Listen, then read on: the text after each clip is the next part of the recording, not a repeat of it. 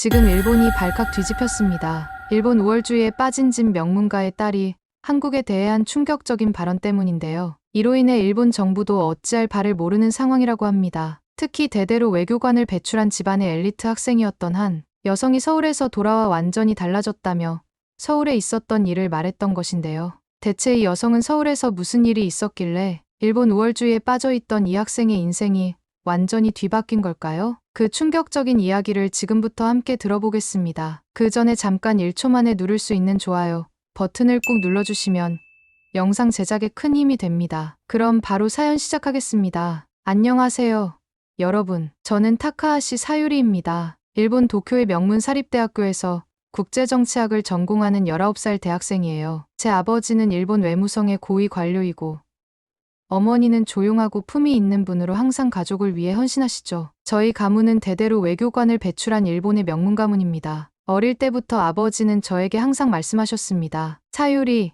일본은 세계에서 가장 위대한 나라란다. 그것을 잊지 말아라. 도쿄의 벚꽃이 만개한 4월, 대학교 캠퍼스는 활기로 가득 찼어요. 신입생인 저는 모든 것이 새롭고 설렜습니다. 넓은 캠퍼스, 장중한 도서관, 그리고 세계 각국에서 온 학생들이 모이는 국제정치학과. 저는 이곳에서 일본의 미래를 이끌 인재가 되겠다는 꿈을 키웠죠. 국제관계학 수업에서 한일 관계에 대한 토론이 시작됐을 때였어요. 교수님이 한국과 일본의 역사적 갈등에 대해 언급하자 저도 모르게 손을 들었습니다. 교수님, 한국은 일본의 식민지배 덕분에 근대화된 것 아닌가요? 그들이 계속 과거에 집착하는 이유를 모르겠습니다. 교실은 잠시 조용해졌죠. 한국에서 온 교환학생 몇 명이 표정이 굳어졌지만 저는 개의치 않았어요. 사실이니까요. 수업이 끝난 후 친구 미카와 함께 교내 카페에 앉았습니다. 사유리, 내가 오늘 한 말은 좀 심했어. 미카가 조심스럽게 말했죠. 저는 어깨를 으쓱했어요. 뭐가?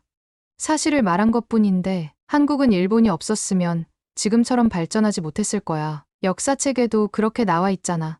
다음 주 국제정치학 세미나에서는 동아시아의 미래라는 주제로 발표를 준비했어요. 도서관에서 자료를 찾던 중 한국에 관한 책을 몇 권 발견했습니다. 그중 하나를 펼쳐보니 한국의 급속한 경제 성장과 민주화 과정에 관한 내용이었어요. 그런데 책에서는 한국의 성장을 한강의 기적이라고 표현하고 있었죠. 저는 코웃음을 쳤어요. 기적?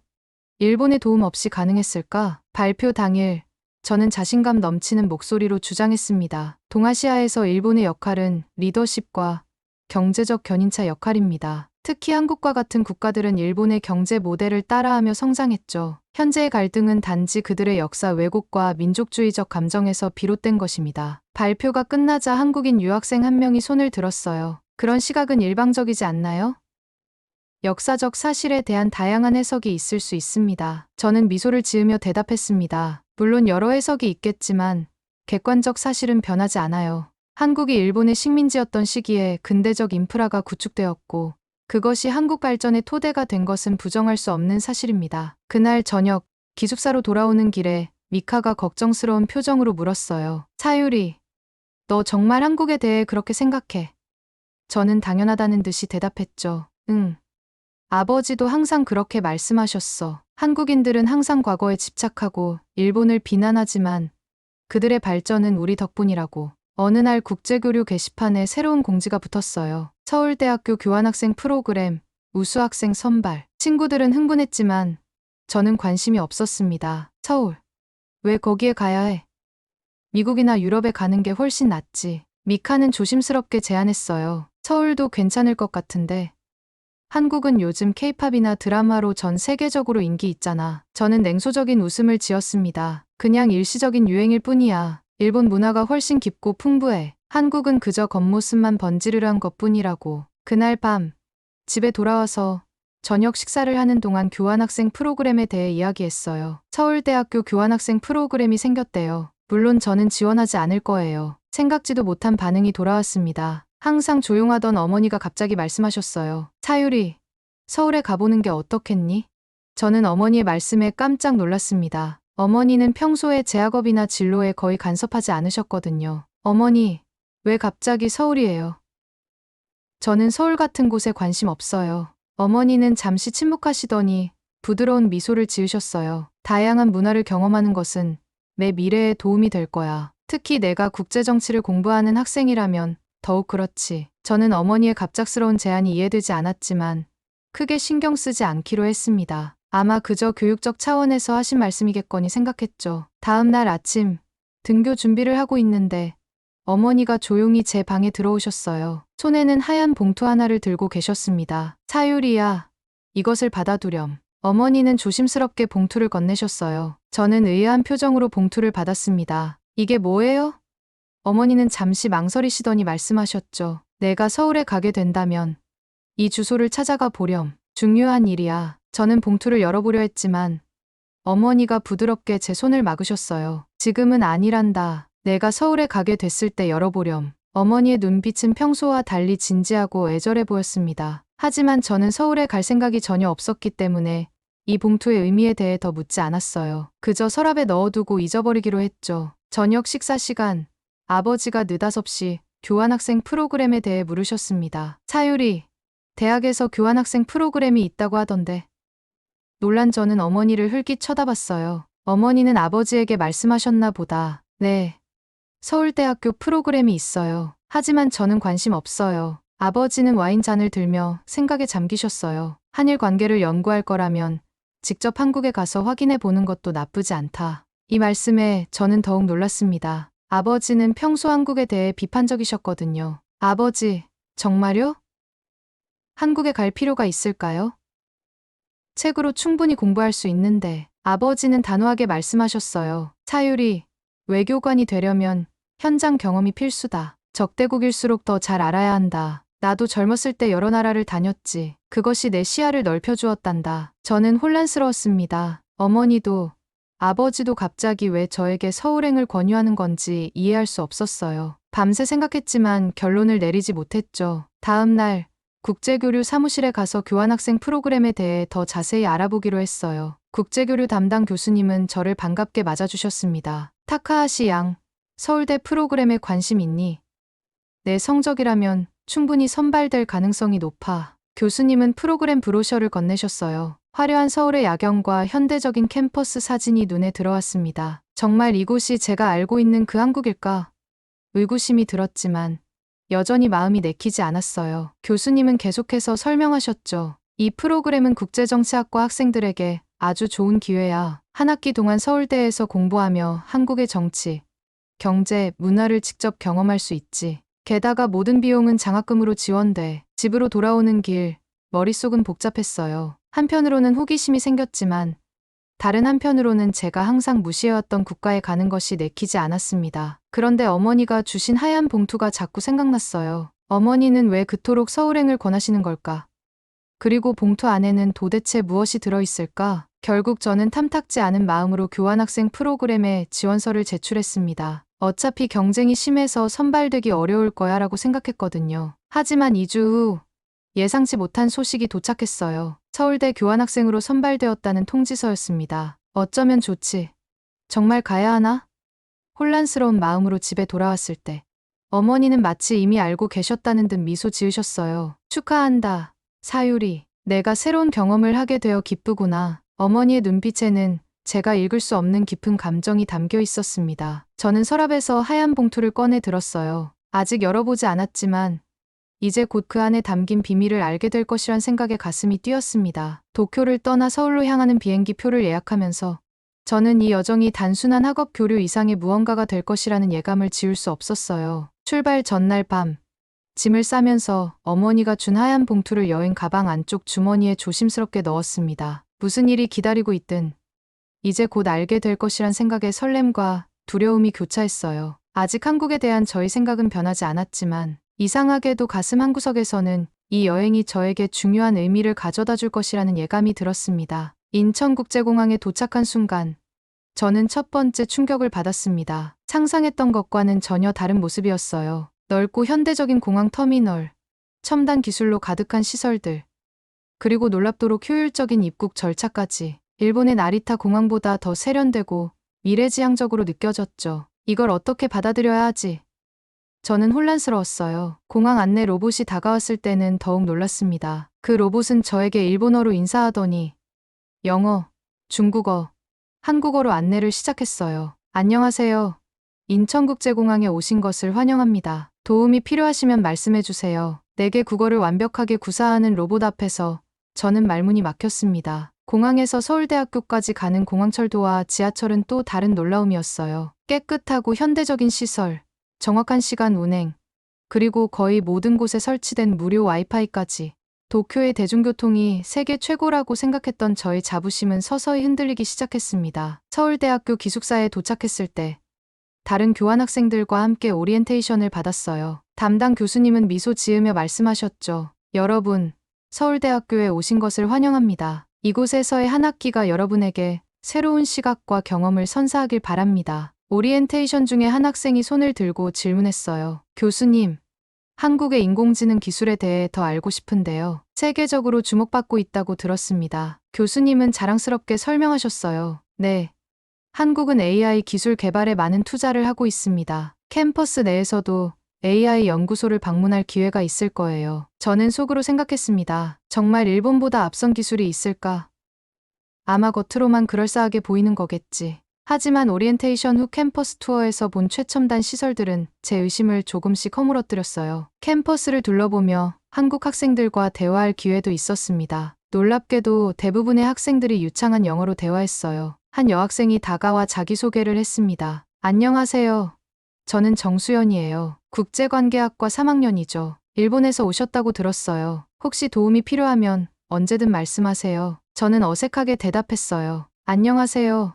타카하시 사유리입니다. 잘 부탁드립니다. 수연 씨는 미소 지으며 덧붙였습니다. 아, 제가 작년에 도쿄대학에 교환학생으로 다녀왔어요. 정말 좋은 경험이었죠. 사유리 씨도 여기서 좋은 시간 보내길 바랍니다. 그날 저녁, 기숙사 방에 혼자 앉아 창밖을 바라보며 생각에 잠겼어요. 서울의 야경은 도쿄 못지않게 화려했습니다. 지금까지 내가 알고 있던 한국은 무엇이었지? 왜 이렇게 다른 거지? 혼란스러운 마음으로 어머니가 주신 하얀 봉투를 꺼냈어요. 아직 열어볼 용기가 나지 않았습니다. 다음 날부터 본격적인 수업이 시작됐어요. 동아시아 국제관계 수업에서 한국 학생들의 적극적인 토론 방식이 인상적이었습니다. 그들은 자신의 의견을 논리적으로 표현했고 상대방의 의견도 존중하는 모습이었어요. 교수님이 일본과 한국의 역사적 갈등에 대해 언급했을 때 저는 긴장했습니다. 아마 반일 감정이 표출되겠지라고 예상했거든요. 하지만 예상과 달리 토론은 매우 학문적이고 객관적으로 진행됐어요. 한 학생이 말했습니다. 과거의 갈등을 넘어 미래지향적인 관계를 구축하는 것이 중요하다고 생각합니다. 양국의 청년들이 서로를 이해하고 협력한다면 더 나은 미래를 만들 수 있을 거예요. 저는 놀랐어요. 일본에서 배워온 한국인들은 항상 과거에 집착한다는 편견과는 전혀 다른 모습이었으니까요. 수업 후 용기를 내어 그 학생에게 다가갔습니다. 흥미로운 의견이었어요. 저도 미래지향적인 관계가 중요하다고 생각해요. 그 학생은 밝게 웃으며 대답했어요. 네. 우리 세대는 과거보다 미래를 바라봐야 한다고 생각해요. 그런데 타카하시 씨, 혹시 이번 주말에 서울 투어에 관심 있으세요?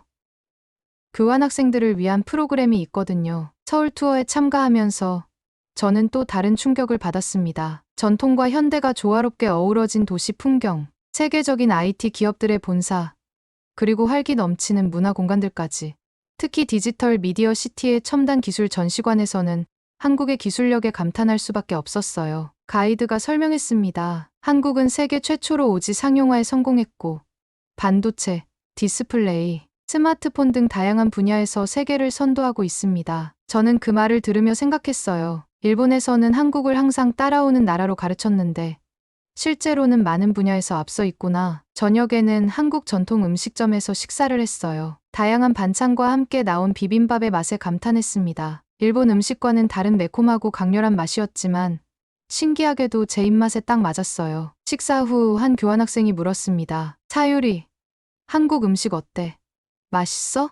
저는 솔직하게 대답했어요. 생각보다 훨씬 맛있어요. 일본에서 먹던 한국 음식과는 차원이 다르네요. 그 순간 제가 한국에 대해 얼마나 많은 편견을 가지고 있었는지 깨닫기 시작했습니다. 서울에서의 첫 주가 지나고 대학 프로그램의 일환으로 경복궁 견학이 예정되어 있었습니다. 사실 처음에는 별 기대 없이 참여했어요. 그저 오래된 건물일 뿐이겠지라고 생각했거든요. 하지만 경복궁에 발을 들이는 순간 그 웅장함과 아름다움에 숨이 막혔습니다. 와, 이런 곳이 있었다니. 저도 모르게 감탄사가 나왔어요. 넓은 뜰과 정교한 단청, 그리고 조화롭게 배치된 정각들은 일본의 황궁과는 또 다른 매력이 있었습니다. 서울대 역사학과 교수님이 가이드를 맡아주셨어요. 경복궁은 1395년 조선 왕조의 첫 번째 왕인 태조에 의해 건립되었습니다. 조선의 정궁으로서 600년 넘게 한국 역사의 중심이었죠. 교수님의 설명을 들으며 궁궐을 둘러보는데 문득 교수님의 표정이 심각해지셨어요. 그런데 이 웅장한 궁궐은 일제강점기에 대부분 파괴되었습니다. 지금 우리가 보는 건물 대부분은 복원된 것이죠. 그 말에 저는 불편한 감정이 느껴졌습니다. 일본이 한국의 문화유산을 파괴했다니. 일본 학교에서는 그런 내용을 배운 적이 없었거든요. 하지만 더 큰 충격은 교수님의 다음 설명에서 왔어요. 특히 가장 비극적인 사건 중 하나가 바로 이곳에서 일어났습니다. 1895년 을미사변이라고 불리는 사건인데요. 교수님은 잠시 숨을 고르시더니 계속 말씀하셨어요. 일본 공사 미우라 고로의 주도로 일본군이 궁궐에 난입해 명성황후를 시해했습니다. 조선의 왕비였던 명성황후는 일본의 조선 침략에 반대하는 입장이었기 때문이죠. 저는 그 자리에 얼어붙었습니다. 일본이 한국의 왕비를 살해했다고? 믿기지 않았어요. 학교에서 배운 역사와 너무 달랐으니까요. 저는 떨리는 목소리로 물었습니다. 교수님, 그게 정말인가요? 일본에서는 그런 역사를 배운 적이 없어요. 교수님은 고개를 끄덕이셨어요. 안타깝게도 사실입니다. 역사적 기록으로 남아있죠. 일본 측에서는 이 사건을 고종의 왕비가 궁중 내부의 갈등으로 사망했다고 기록했지만 실제로는 계획적인 정치적 테러였습니다. 저는 혼란스러웠어요. 지금까지 믿어왔던 역사가 불완전했다는 사실이 저를 충격에 빠뜨렸습니다. 일본 학교에서는 제국주의 시대의 부정적인 측면보다는 아시아의 근대화에 기여했다는 측면만 강조했거든요. 하지만 지금 이 자리에서 제가 알던 역사의 다른 면을 마주하고 있었습니다. 교수님은 학생들의 반응을 살피시며 계속 설명해 주셨어요. 역사는 항상 다양한 관점에서 바라볼 필요가 있습니다. 우리가 배우는 역사는 종종 자국의 입장에서 서술되기 마련이죠. 그래서 다른 나라의 시각도 알아보는 것이 중요합니다. 교수님의 말씀은 비난이 아닌 이해를 촉구하는 것이었어요. 그 순간 저는 이 교환학생 프로그램이 단순한 학문적 경험을 넘어 저에게 더 큰 의미를 가질 수도 있겠다는 생각이 들었습니다. 경복궁 관람을 마치고 광화문 광장으로 이동했을 때 교수님이 갑자기 저를 부르셨어요. 타카하시 양, 잠시 이야기 좀 할 수 있을까요? 저는 긴장된 마음으로 교수님께 다가갔습니다. 다른 학생들이 광장을 구경하는 동안 교수님은 조용히 말씀하셨어요. 사실은 당신의 어머니로부터 연락을 받았습니다. 저는 놀라서 말문이 막혔어요. 제 어머니요? 교수님은 고개를 끄덕이시며 봉투 하나를 건네셨습니다. 이것을 당신에게 전해달라고 하셨어요. 어머니께선 당신이 한국에 오게 되면 이것을 받게 될 거라고 미리 알려주셨죠. 떨리는 손으로 봉투를 받아든 저는 어머니가 주신 하얀 봉투를 떠올렸어요. 교수님, 제 어머니를 어떻게 아시나요? 교수님은 잠시 망설이시더니 대답하셨습니다. 자세한 건 봉투 안의 내용을 읽어보세요. 그리고 북촌 한옥마을에 있는 주소로 가보는 것이 좋겠어요. 거기서 모든 것을 알게 될 겁니다. 저는 혼란스러운 마음으로 봉투를 열었어요. 안에는 한글로 작성된 편지가 있었습니다. 한글을 읽을 수 없었지만 그것이 어머니의 필체라는 것은 분명했어요. 편지와 함께 북촌 한옥마을의 정확한 주소가 적힌 메모도 있었습니다. 교수님이 말씀하셨어요. 번역이 필요하면 도와드릴게요. 하지만 저는 고개를 저었습니다. 아니요. 직접 가서 확인해 보겠습니다. 그날 저녁 기숙사로 돌아와 어머니가 주셨던 하얀 봉투를 열어보았어요. 그 안에는 오래된 사진 한 장과 북촌 한옥마을에 같은 주소가 적혀 있었습니다. 사진 속에는 젊은 여성이 한복을 입고 미소 짓고 있었어요. 자세히 보니 그 여성은 어머니였습니다. 저는 충격에 빠졌어요. 어머니가 한복을? 다음 날 저는 용기를 내어 북촌 한옥마을로 향했습니다. 골목길을 아름다운 한옥들 사이를 지나 편지에 적힌 주소를 찾아갔어요. 마침내 도착한 집 앞에서 저는 잠시 망설였습니다. 이곳에서 무엇을 발견하게 될지, 그것이 제 인생을 어떻게 바꿔놓을지 두려웠거든요. 깊은 숨을 들이마시고 문을 두드렸습니다. 잠시 후 70대쯤 되어 보이는 한국인 할머니가 문을 열었어요. 할머니는 저를 보는 순간 눈이 커지더니 갑자기 눈물을 글썽이셨습니다. 저는 어색하게 인사했어요. 안녕하세요. 저는 타카하시 사유리입니다. 혹시 말을 마치기도 전에 할머니는 저를 꼭 안아주셨어요. 드디어 내 손녀를 만났구나. 한국어였지만 그 말의 의미를 직감적으로 이해했습니다. 저는 그 자리에 얼어붙었어요. 손녀라고. 이게 무슨 의미지? 할머니는 저를 집 안으로 안내하셨어요. 전통적인 한옥 내부는 따뜻하고 아늑했습니다. 할머니는 영어로 천천히 말씀하셨어요. 사유리, 내가 내 외할머니란다. 내 어머니 윤지의 어머니지. 저는 믿을 수 없었어요. 어머니의 이름은 유키코였고 순수 일본인이었습니다. 아니, 그렇게 알고 있었어요. 죄송하지만 제 어머니는 유키코이고 일본인입니다. 제가 혼란스러워하자 할머니는 오래된 앨범을 꺼내셨어요. 거기에는 젊은 시절의 어머니 사진들이 가득했습니다. 한국 대학교 캠퍼스에서 찍은 사진, 친구들과 함께 있는 모습, 그리고 분명히 한국인으로 보이는 젊은 시절의 어머니. 제 세계가 무너지는 듯했어요. 할머니는 차분한 목소리로 이야기를 시작하셨어요. 내 어머니의 본명은 김윤지였단다. 서울대학교 국문학과를 졸업한 재원이었지. 저는 할머니의 말씀을 믿을 수 없었습니다. 29년간 함께 살아온 어머니가 저에게 완전히 다른 사람이었다니요? 할머니는 계속해서 이야기를 이어나가셨습니다. 윤지는 대학 졸업 후 일본어를 더 배우기 위해 도쿄로 유학을 떠났어. 그곳에서 내 아버지를 만났지. 그들은 깊이 사랑했단다. 할머니의 눈에 그 시절을 회상하는 빛이 어렸어요. 하지만 문제는 내 아버지의 가문이었어. 대대로 외교관을 배출한 일본의 명문가에서는 한국인 며느리를 받아들일 수 없었거든. 저는 혼란스러웠어요. 그럼 어머니는 어떻게? 할머니는 슬픈 미소를 지으셨습니다. 내 아버지가 윤지를 너무 사랑했기 때문에 그들은 비밀 결혼을 했어. 윤지는 유키코라는 일본 이름을 갖게 되었고 모든 한국적인 정체성을 숨겨야 했지. 내 할아버지와 나는 딸의 행복을 위해 이 고통스러운 선택을 수용했단다. 말씀을 듣는 동안 제 마음은 복잡했어요. 분노, 배신감, 혼란, 그리고 슬픔이 뒤섞였습니다. 29년 동안 어머니는 자신의 진짜 정체성을 숨기고 살아오셨던 겁니다. 그리고 저는 반은 한국인이었던 거예요. 제가 항상 무시하고 비하했던 바로 그 민족의 피가 제 안에 흐르고 있었습니다. 할머니, 그럼 저는 지금까지 무엇을 믿고 살아온 거죠? 제 목소리가 떨렸어요. 할머니는 따뜻한 손길로 제 손을 잡아주셨습니다. 사유리야, 내 어머니가 너에게 진실을 말하지 못한 것은 너를 사랑했기 때문이야. 내가 일본 사회에서 차별받지 않고 행복하게 자랄 수 있기를 바랐던 거란다. 할머니는 서랍에서 오래된 일기장을 꺼내셨어요. 이건 내 어머니가 일본으로 떠나기 전에 쓴 일기야. 읽어보면 어머니의 마음을 조금이나마 이해할 수 있을 거야. 저는 떨리는 손으로 일기장을 받았습니다. 한글로 쓰여 있어 읽을 수는 없었지만 그 속에 담긴 어머니의 감정은 느껴지는 것 같았어요. 하지만 할머니, 왜 지금 저에게 이걸 알려주시는 거예요? 어머니는 왜 갑자기 저를 한국에 보내셨을까요? 할머니의 표정이 심각해지셨어요. 윤지, 아니 유키코가 최근에 병원에서 심각한 진단을 받았단다. 시간이 얼마 남지 않았어. 그래서 너에게 진실을 알리고 싶어 했던 거야. 그 말을 듣는 순간 제 세계가 완전히 무너졌어요. 어머니가 병에 걸리셨다고? 시간이 얼마 남지 않았다니.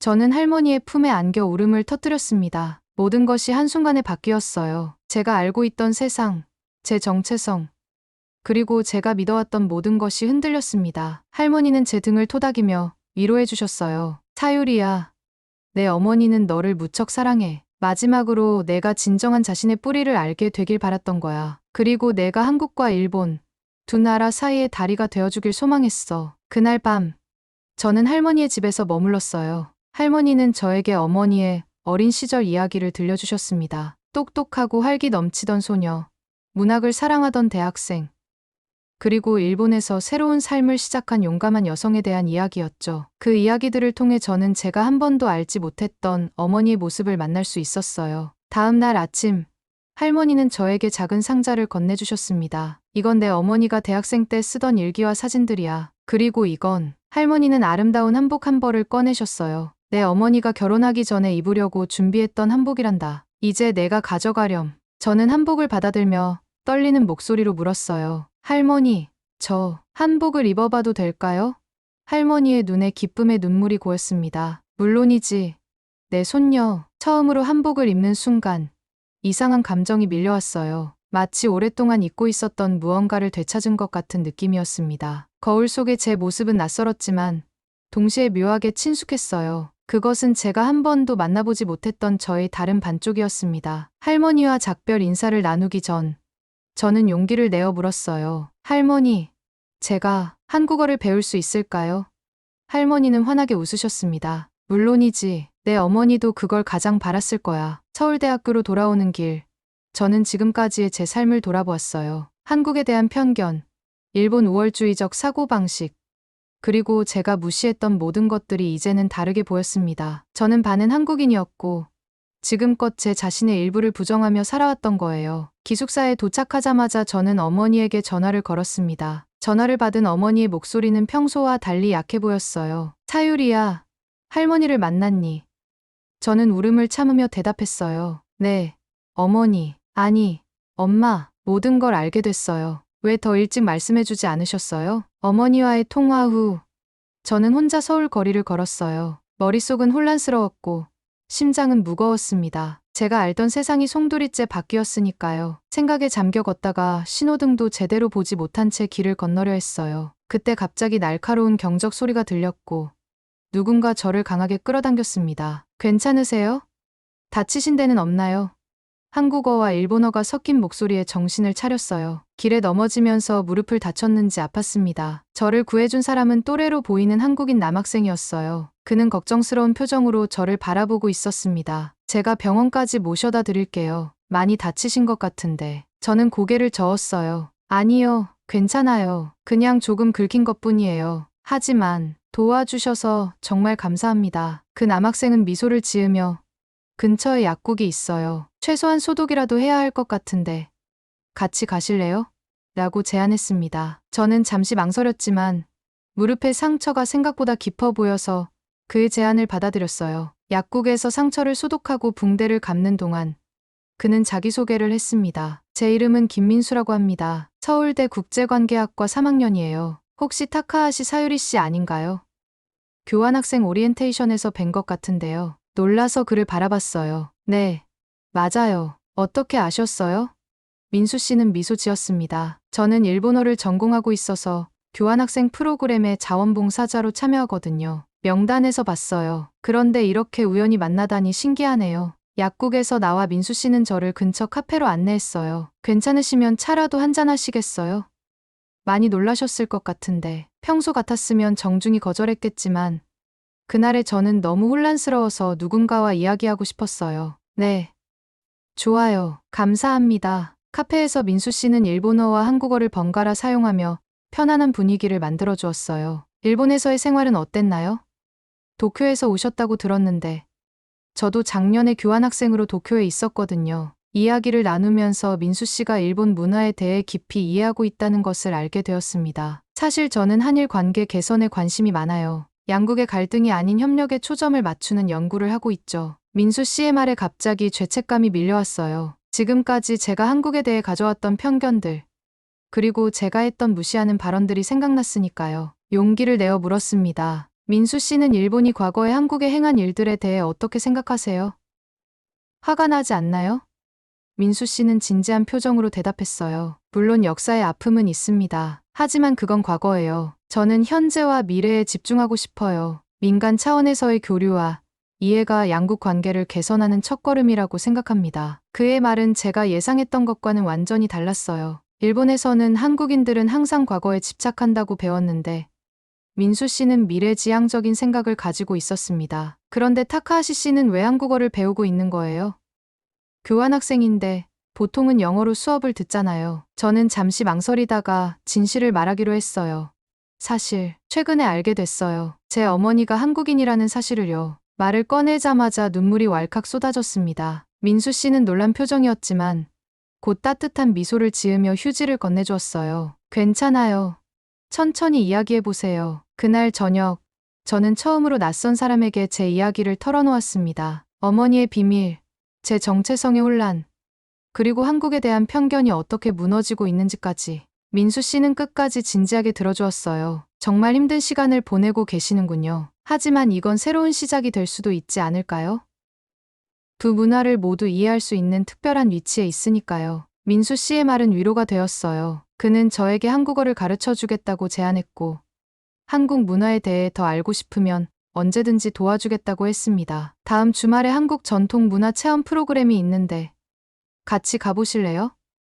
어쩌면 어머니의 뿌리를 더 이해하는 데 도움이 될지도 모르겠네요. 그 제안을 받아들였고 다음 주말부터 민수 씨와 함께 서울의 다양한 곳을 방문했어요. 창덕궁의 아름다운 후원, 인사동의 전통 공예품들, 그리고 북촌 한옥마을의 고즈넉한 골목길까지 민수 씨는 그저 관광지를 안내하는 것이 아니라 각 장소에 담긴 역사와 문화적 의미를 자세히 설명해 주었습니다. 특히 민수 씨가 저를 데려간 한국전쟁기념관에서는 깊은 감동을 받았어요. 그곳에서 저는 한국이 겪은 아픔과 그럼에도 불구하고 빠르게 발전한 저력을 느낄 수 있었습니다. 한국은 불과 70년 전에 전쟁으로 폐허가 되었어요. 그런데 지금은 세계 10위권의 경제 강국이 되었죠. 이건 정말 대단한 성취입니다. 민수 씨와 시간을 보내면서 저는 한국에 대한 편견이 하나둘씩 무너지는 것을 느꼈어요. 더 이상 일본보다 열등한 나라가 아니라 독자적인 문화와 역사, 그리고 강인한 정신을 가진 나라로 보이기 시작했습니다. 그리고 이상하게도 한국을 이해할수록 제 자신의 일부를 발견하는 기분이었어요. 어느 날 민수 씨가 저를 특별한 곳으로 데려갔습니다. 오늘은 제가 자랐던 동네를 보여드리고 싶어요. 그곳은 서울의 평범한 주택가였지만 민수 씨와 함께 걸으며 한국인들의 일상을 가까이서 볼 수 있었어요. 골목 시장에서는 다양한 한국 음식을 맛보았고, 작은 공원에서는 어르신들이 바둑을 두며 이야기를 나누는 모습도 보았습니다. 여기 사람들은 저를 어떻게 생각할까요? 일본인이라고 하면 제가 걱정스럽게 물었어요. 민수 씨는 고개를 저었습니다. 걱정하지 마세요. 물론 역사적인 감정이 있기는 하지만 대부분의 한국 사람들은 개인을 국적으로 판단하지 않아요. 특히 젊은 세대들은 더욱 그렇죠. 그날 저녁, 민수 씨의 가족이 운영하는 작은 식당에 초대받았어요. 처음에는 긴장했지만 민수 씨의 부모님은 저를 매우 따뜻하게 맞아주셨습니다. 우리 민수가 많이 이야기했어요. 일본에서 온 친구라고. 민수 씨의 어머니는 제게 특별히 준비한 음식을 권하셨죠. 한국 음식이 입에 맞나요? 너무 맵지는 않게 준비했답니다. 한국에서의 시간은 빠르게 흘러갔습니다. 어느덧 교환학생 프로그램이 끝나고 일본으로 돌아가야 할 시간이 다가왔어요. 마지막 주, 저는 할머니를 다시 찾아가 작별 인사를 드렸습니다. 할머니는 아쉬운 표정으로 저를 꼭 안아주셨어요. 사유리야, 꼭 다시 와야 한다. 이제 여기도 내 집이란다. 할머니의 말씀에 눈물이 났어요. 처음 왔을 때와는 달리 이제 저는 한국과 연결되어 있다고 느꼈습니다. 이곳에는 제 핏줄, 제 역사, 그리고 제 정체성의 일부가 있었으니까요. 할머니, 꼭 다시 올게요. 그리고 엄마를 잘 돌봐드릴게요. 서울을 떠나기 전날 민수 씨가 공항까지 데려다 준다고 했어요. 함께 남산타워에 올라 서울의 야경을 바라보며 마지막 시간을 보냈습니다. 사유리 씨, 한국에서 어떤 것을 가장 기억에 남을 것 같아요? 민수 씨의 질문에 저는 잠시 생각했어요. 모든 것이요. 처음 공항에 도착했을 때의 놀라움, 경복궁에서 마주한 역사, 할머니와의 만남, 그리고 민수 씨와 함께한 시간도요. 민수 씨는 부드럽게 웃었습니다. 다음에 또 한국에 오실 거죠? 저는 고개를 끄덕였어요. 네. 꼭 다시 올 거예요. 이제 한국은 저에게 특별한 곳이니까요. 말을 마치고 보니 제가 일본에 돌아가면 많은 것들을 바꿔야 한다는 것을 깨달았습니다. 특히 아버지와의 대화가 가장 어려울 것 같았어요. 인천국제공항에서 민수 씨와 작별 인사를 나눴습니다. 정말 고마워요. 민수 씨. 당신이 아니었다면 저는 한국에 대해, 그리고 저 자신에 대해 이렇게 많이 배우지 못했을 거예요. 민수 씨는 미소 지으며 대답했어요. 저야말로 감사해요. 사유리 씨 덕분에 일본에 대해 더 많이 이해하게 됐으니까요. 우리 두 사람이 바로 한일 관계의 미래가 아닐까요? 비행기 안에서 창밖을 바라보며 지난 몇 개월을 돌아봤어요. 한국에 대한 편견으로 가득 찼던 제가 이제는 완전히 달라졌습니다. 제 안에는 한국인의 피가 흐르고 있었고, 이제 저는 그것을 부끄러워하지 않았어요. 오히려 자랑스럽게 생각했습니다. 도쿄에 도착하자마자 병원으로 향했어요. 어머니는 이미 입원해 계셨습니다. 병실 문을 열고 들어가자 침대에 누워 계신 어머니의 모습이 눈에 들어왔어요. 많이 야위셨지만 저를 보시자 환한 미소를 지으셨습니다. 사유리, 드디어 왔구나. 어머니의 손을 잡고 울음을 참으며 말했어요. 엄마, 한국에 다녀왔어요. 할머니도 만났고 모든 걸 알게 됐어요. 어머니의 눈에 눈물이 고였습니다. 미안하다. 사유리야. 너에게 진실을 말하지 못해서. 저는 고개를 저었어요. 아니에요. 엄마, 이해해요. 엄마가 얼마나 힘든 선택을 하셨는지 이제 알 것 같아요. 어머니와 오랜 시간 이야기를 나눴습니다. 한국에서의 경험, 할머니와의 만남, 그리고 민수 씨를 통해 배운 것들까지. 어머니는 기쁜 표정으로 들으셨어요. 내가 한국을 이해하게 되어 정말 다행이구나. 그곳은 내 고향이고 내 뿌리이기도 하니까. 집에 돌아왔을 때 아버지는 서재에서 일을 하고 계셨어요. 심호흡을 하고 문을 두드렸습니다. 아버지, 이야기 좀 나눌 수 있을까요? 아버지는 안경을 벗으시며 고개를 끄덕이셨어요. 들어오렴. 사유리, 한국에서 어땠니? 저는 용기를 내어 말했어요. 아버지, 저는 한국에서 모든 것을 알게 됐어요. 어머니가 한국인이라는 사실, 그리고 제가 반은 한국인이라는 것도요. 아버지의 표정이 굳어졌습니다. 누가 그런 말을 했니? 내 어머니는 일본인이야. 더 이상 숨길 필요 없어요. 아버지, 저는 외할머니를 만났어요. 그리고 어머니도 모든 걸 인정하셨어요. 아버지는 잠시 침묵하시더니 무거운 한숨을 내쉬셨어요. 그래, 이제 알게 됐구나. 내가 언젠가는 알게 될 거라고 생각했지만 이렇게 빨리 올 줄은 몰랐다. 왜 저에게 진실을 말씀해주지 않으셨어요? 왜 어머니의 정체성을 부정하게 하셨나요? 제 목소리에는 분노와 배신감이 묻어났어요. 아버지는 책상 위 사진을 바라보셨습니다. 그것은 젊은 시절 어머니와 아버지의 사진이었어요. 사유리야, 그땐 다른 시대였다. 한일 관계가 지금보다 더 복잡했고 우리 가문에서는 한국인 며느리를 받아들일 수 없었어. 하지만 나는 내 어머니를 너무 사랑했단다. 아버지의 목소리에는 후회가 담겨 있었어요. 내 어머니는 나를 위해 자신의 모든 것을 버렸다. 국적, 이름, 심지어 모국어까지. 그런데 내가 해준 게 뭐였니? 그저 숨기게 한 것뿐이었지. 아버지의 눈에 눈물이 고인 것을 처음 봤어요. 사유리야, 아버지가 잘못했다. 내 어머니에게도, 너에게도. 이제라도 우리 가족이 변해야 한다. 아버지의 진심 어린 고백에 제 마음속 분노가 조금씩 누그러졌습니다. 아버지, 한국에서 많은 것을 배웠어요. 그곳은 제가 생각했던 것보다 훨씬 아름답고 발전된 나라였어요. 그리고 무엇보다 그곳은 제 뿌리를 알게 해준 곳이에요. 저는 용기를 내어 한국에서의 경험을 모두 이야기했어요. 경복궁의 웅장함, 한국 학생들의 열정, 그리고 민수 씨를 통해 배운 미래지향적인 사고방식까지. 아버지는 처음에는 불편한 표정이었지만 점점 관심을 보이기 시작하셨어요. 정말 그런 일들이 있었구나. 내가 한국에 대해 그런 생각을 하게 될 줄은 몰랐다. 저는 마음속에 있던 질문을 드디어 꺼냈어요. 아버지, 이제 어머니의 정체성을 인정해 주실 건가요? 그리고 제가 한국어를 배우는 것도 괜찮을까요? 아버지는 잠시 생각하시더니 고개를 끄덕이셨어요. 사유리야, 이제는 달라져야 할 때다. 내 어머니는 평생 자신의 뿌리를 숨기며 살았다. 그건 내 잘못이었어. 이제 우리 가족 모두가 변해야 한다. 아버지의 말씀에 가슴이 뭉클했어요. 다음 날, 아버지는 놀라운 제안을 하셨습니다. 사유리야, 다음 달에 외무성 일로 서울에 출장을 가게 됐단다. 함께 가지 않을래? 내 외할머니도 만나고 싶구나. 저는 깜짝 놀랐어요. 아버지가 이렇게 변하다니. 물론이죠. 아버지, 정말 감사해요. 어머니에게 이 소식을 전하자 어머니의 안색이 밝아졌어요. 병상에 계셨지만 어머니의 눈빛은 희망으로 빛났습니다. 드디어 우리 가족이 하나가 되는구나. 어머니의 말씀에 우리 모두의 눈에 눈물이 고였습니다. 어머니의 상태는 예상보다 빨리 호전되었어요. 의사 선생님은 심리적인 요인이 큰 영향을 미친 것 같다고 하셨죠. 어머니가 더 이상 비밀을 간직하지 않게 되면서 정신적인 스트레스가 줄어든 것이 건강에도 도움이 된 것 같았습니다. 퇴원 후 어머니는 제게 처음으로 한국어로 된 자장가를 불러주셨어요. 그 부드러운 멜로디와 낯선 언어가 어딘가 마음 깊숙한 곳에서 울림을 주었습니다. 엄마, 저도 한국어를 배우고 싶어요. 제 말에 어머니는 기쁜 표정으로 고개를 끄덕이셨어요. 내가 그렇게 말해줘서 정말 기쁘구나. 내가 가르쳐 줄게. 그날부터 우리는 매일 조금씩 한국어 공부를 시작했습니다. 처음에는 간단한 인사말부터 나중에는 일상 대화까지. 어머니가 저에게 한국어를 가르치는 동안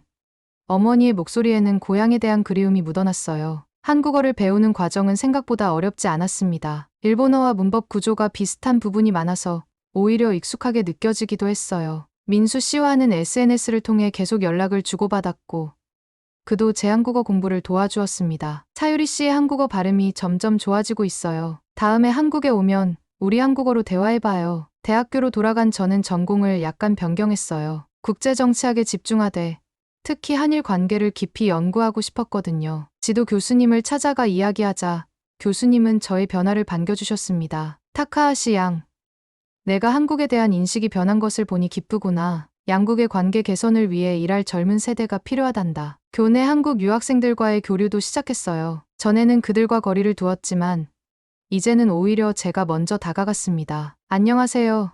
저는 타카하시 사유리입니다. 한국 문화에 관심이 많아요. 친구가 되어 주실래요? 처음에는 그들도 저를 의아하게 바라봤지만 곧 따뜻하게 맞아주었습니다. 어느 날 학교 국제교류 게시판에 특별한 공고가 붙었어요. 한일 청년 교류 프로젝트 지원자 모집. 저는 즉시 지원했고 프로젝트 리더로 선발되었습니다. 이 프로젝트는 양국의 대학생들이 함께 모여 역사, 문화, 그리고 미래 비전에 대해 토론하는 장을 만드는 것이었어요. 첫 번째 회의에서 저는 제 경험을 솔직하게 나눴습니다. 저는 한국에 대한 많은 편견을 가지고 있었어요. 하지만 교환학생 경험과 개인적인 발견을 통해 제 생각이 완전히 바뀌었습니다. 그리고 제가 알게 된 것은 우리 모두가 서로에 대해 얼마나 모르고 있는지, 그리고 그것이 얼마나 많은 오해를 낳는지라는 점이었어요. 일본 학생들 중 몇몇은 불편한 표정을 지었지만 대부분은 관심을 보였습니다. 한국에서 온 학생들은 제 솔직한 고백에 감동했다고 말했어요. 사유리 씨처럼 용기 있게 자신의 편견을 인정하고 변화하는 모습이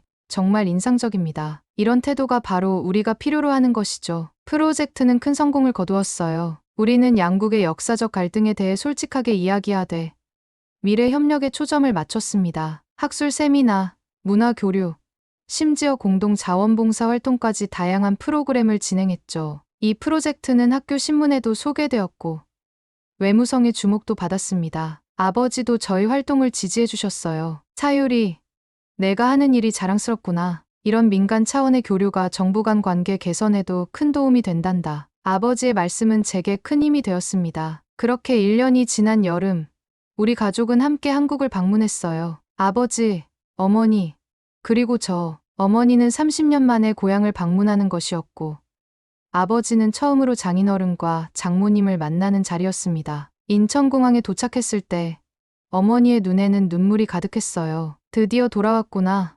외할머니는 우리를 크게 환영해 주셨습니다. 특히 아버지를 보자 감격의 눈물을 흘리셨어요. 드디어 사위를 만나게 되다니. 아버지도 깊이 고개를 숙이며 인사드렸습니다. 늦게 찾아뵙게 되어 죄송합니다. 앞으로 자주 뵙겠습니다. 한국에서의 이주는 정말 특별했어요. 어머니는 제게 자신의 어린 시절 추억이 담긴 장소들을 하나하나 보여주셨고 아버지는 한국 문화와 역사에 진지한 관심을 보이셨습니다. 민수 씨도 우리 가족을 만나 함께 시간을 보냈어요. 아버지는 민수 씨에게 특별히 감사의 마음을 전하셨습니다. 우리 사유리가 한국을 이해하는 데 큰 도움을 주어서 고맙네. 서울의 마지막 날, 우리는 한강변에서 보트를 타며 야경을 감상했어요. 어머니는 제 손을 잡으며 말씀하셨습니다. 사유리야, 엄마가 이런 날이 올 거라고는 상상도 못했단다. 우리 가족이 함께 한국에 오다니 정말 꿈만 같아. 일본으로 돌아온 후 저는 확고한 결심을 했어요. 대학을 졸업한 후에는 한일 관계를 연구하는 학자가 되기로 했습니다. 양국의 역사와 문화를 깊이 이해하고